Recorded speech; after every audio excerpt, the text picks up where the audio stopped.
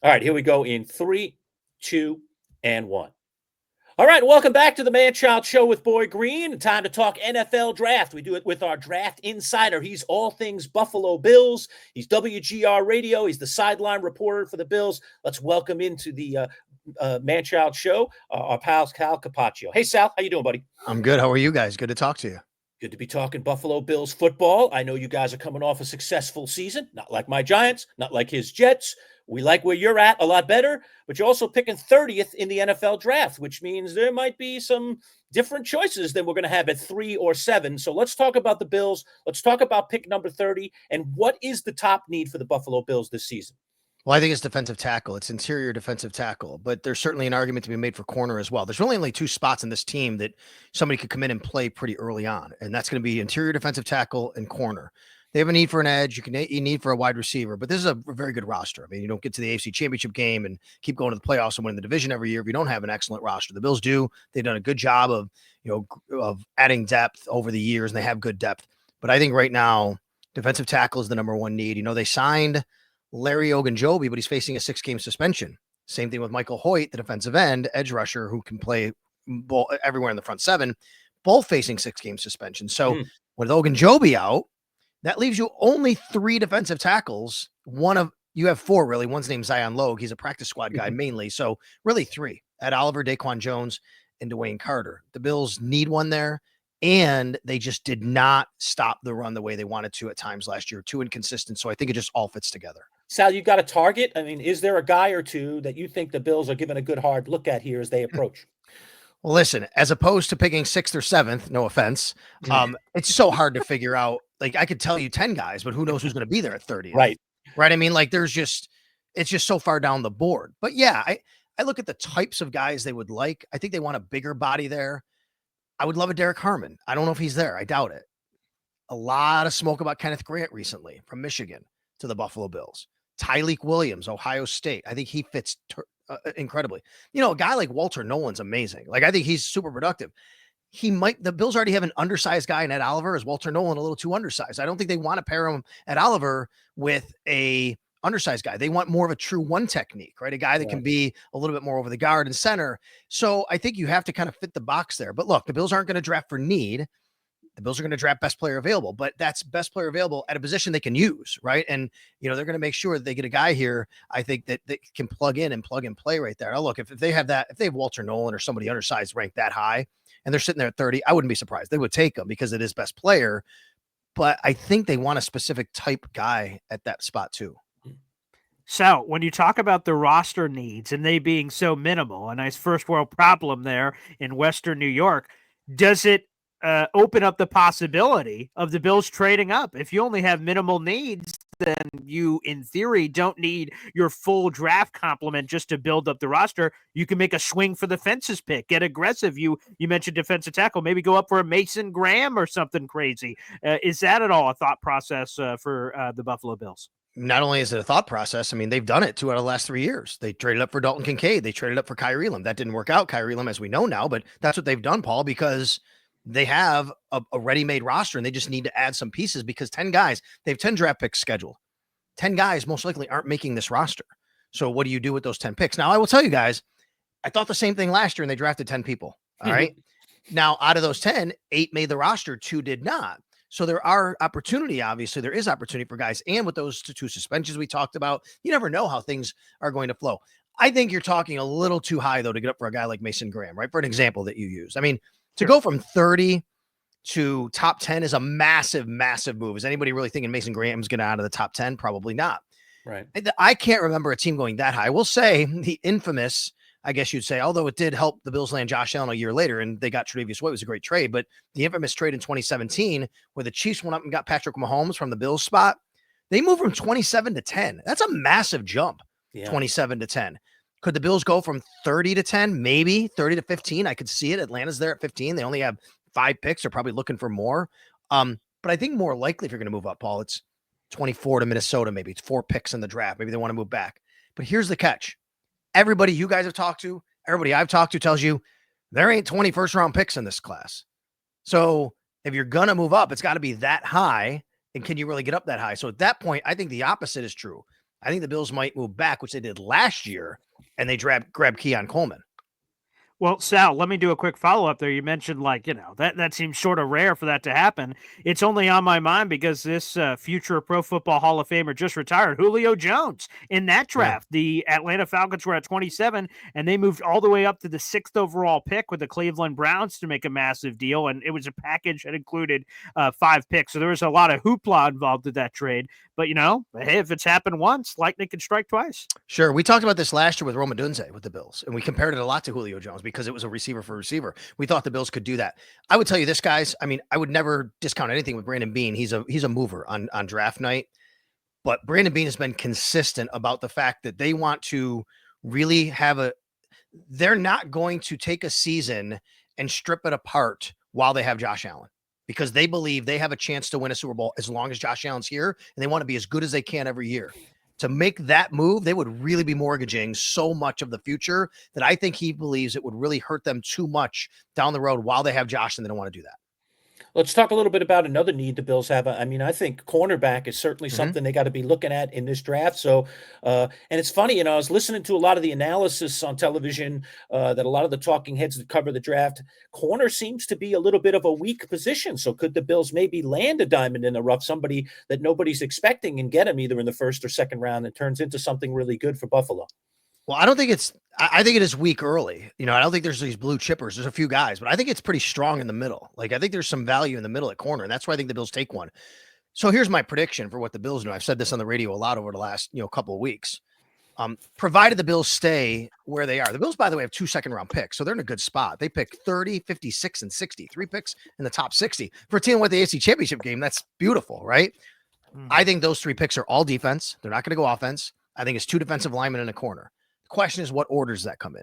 I think it's defensive lineman first, and then you could argue corner or defensive line next, and then the other. But I do think they're going to draft a corner, as you say, Manchild. And I think that I think there are some guys that fit the bill, but at 30, maybe a little too early, like you said. Is there really that value right there?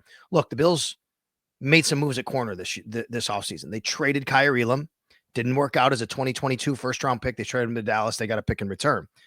Then they didn't re-sign Rasul Douglas, but they did re-sign both Dane Jackson, and then today officially Tre'Davious White gets announced by the team. We all knew that was happening. So they've kind of traded Elam and Rasul Douglas for Dane Jackson and Tre'Davious White. And what that's done for them is it's kind of maybe lowered the ceiling, because Rasul was a guy that could, make some big plays, but I think it's raised the floor of what they have at the position right now, because Elam just struggled to get on the field.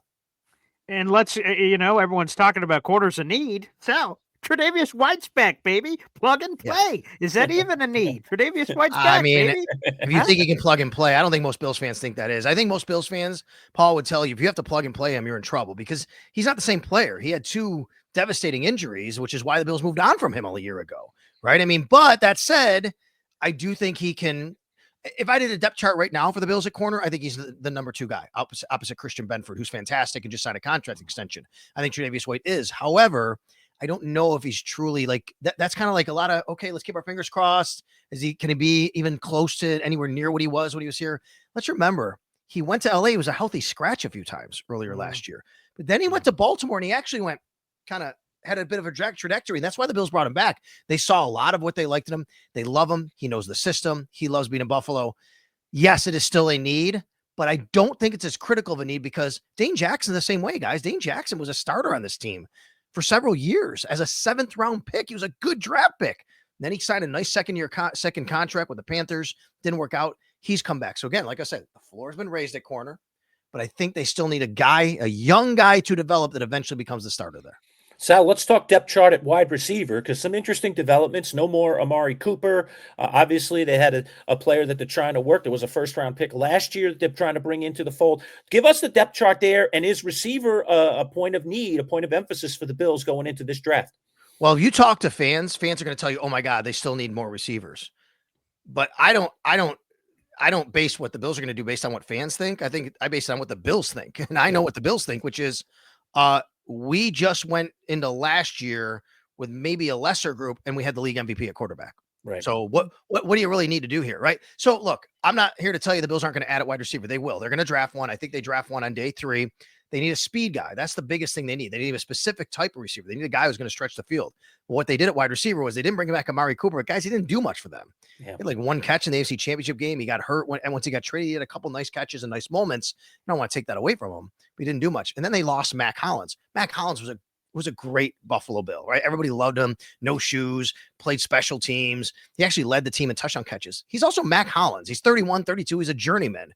They went and signed Joshua Palmer. Joshua Palmer comes in from the Chargers. I think the Bills feel they've upgraded with Joshua Palmer as a wide receiver, not the specialties part, over what they had. So now you have what? Khalil Shakir, Keon Coleman. They just drafted last year in the top of the second round, Joshua Palmer. They signed Curtis Samuel an $8 million a year contract a year ago. Where's a wide receiver playing on this team right now? Right. I just don't think that they feel they're going to do that. That will be a long-term project. And again, I'll go back to, and oh, by the way, we have the league MVP who was thrown to these guys last year. Well, staying at wide receiver, there was a rumor out in the streets, Sal Capaccio. I don't know if you saw it. NFL insider Albert Breer said a receiver that could be on the move that no one's been talking about is Detroit Lions' Jameson Williams, who has a fifth-year option decision looming in early May that the Lions or whatever team potentially got traded to could move the block. That speed, Josh Allen's surgically attached rocket launcher that's attached to his shoulder. That sounds pretty juicy to me, Sal Capaccio. Have you heard about any of that, and what do you make of it? Well, I haven't heard the Bills being linked to him, but I have heard Bills fans talk about it, even going back to last year. You know, you guys know when you have your listeners and your fan bases and your viewers who are as passionate about their team as they are, there's some pretty smart people. And I mean, I go back to January, even before season ended, people saying, oh, you know, next year offseason, maybe the Bills go out and get Jameson Williams. It would fit, right? Sure, that would fit. I don't know if the Bills would want to give up the assets that it would take, because I don't know what that is, because again, he's still got to be on the field more than Khalil Shakir or Keon Coleman or Joshua Palmer. I don't know if that's going to happen because he's got this skill set. And then you got to pay him eventually, guys. And the Bills are kind of operating right up against the cap right now in this day and age of where they're living and how they're paying their guys and being contenders every year. Let me throw another one at you. We had the pass rusher swap. Von Miller gets handed his bags, and he's got to go. And you guys bring in Joey Bosa, which is a massive splash move. When he's on the field, he's been awesome. But the question has been, how often can Joey Bosa stay on the field? What was the plan? What was the ideology there from Buffalo to throw out Von Miller, bring in Joey Bosa? And how much better are the Bills today than they were when Von Miller was on the team last year? Well, it's debatable if he can't, and it comes down if he can't stay on the field, right? That's the case. But I will tell you, the Bills operate, and for the most part, they've done a good job of this. The Bills believe that they will allow you to help be the best version of yourself when you're in Buffalo, right? Where guys come here and they'll help them and grow them and they'll take care of them. And I'm not saying they believe, oh my God, our strength and conditioning, by the way, they made a change at strength and conditioning coach, but our training and strength and conditioning is better than everybody. I'm not saying it like that, but they believe that they have a plan for everybody. It's worked and, you know, they'll be good like that. And I think that's what they believe about Bosa. And let's be honest. I mean, the Bills play from ahead in a lot of games. They don't play from behind, right? That's when Joey Bosa can do his work. He gets to go on third down when when the Bills are up and teams are dropping back to pass, and then kind of get some load management on him as the season goes on by doing it that way. All right, Sal, I want to give you a chance to plug some of the items that you're up to these days. We know we can hear you on WGR radio, but tell people about all the little other exploits that Sal Capaccio's got going on in Buffalo. Yeah, listen, if you just follow me on Sal Sports everywhere, it's Twitter, of course, Twitter, X, and Blue Sky, Facebook. But the other thing is, YouTube, at Sal Sports on YouTube. It's always Game Day in Buffalo with me, Matt Bove, the ABC TV affiliate sports director here in Buffalo, does a great job.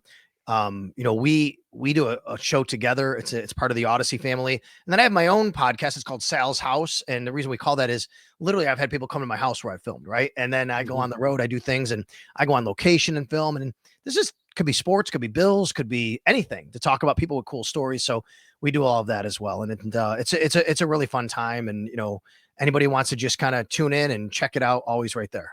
Yeah. And so let me, go ahead, Boygan. No, go ahead, Boygan. I just want to squeeze in one last one real quick. Yeah. Is James Cook the starting running back week 1, Sal Capaccio? Is that all? He is. But I do think this is the messiest it could be for the Bills since Brandon Beane's been the Bills have not had any of these situations. Yeah. Since Brandon Beane's been here. Contractual situations. They've never gotten it to a point where it's become messy. It could. I still think James Cook is a Bill. I still think James Cook is a Bill week 1 of this season. I think he plays on his current contract, and then we'll see what happens. All right. I just wanted to point this out to anybody that's checking us out on the video blog, on our new YouTube channel. We've got the evolution of the beard here. None. All right. We've got the goatee and we've got the full grown. I mean, we've got all three. What a variety of faces that we've provided here for you today. Sal Capaccio, as always, man, such a pleasure to have you with us. Appreciate it. We'll take a break. We'll be back. More of the Man Child Show with Boy Green coming up right after this.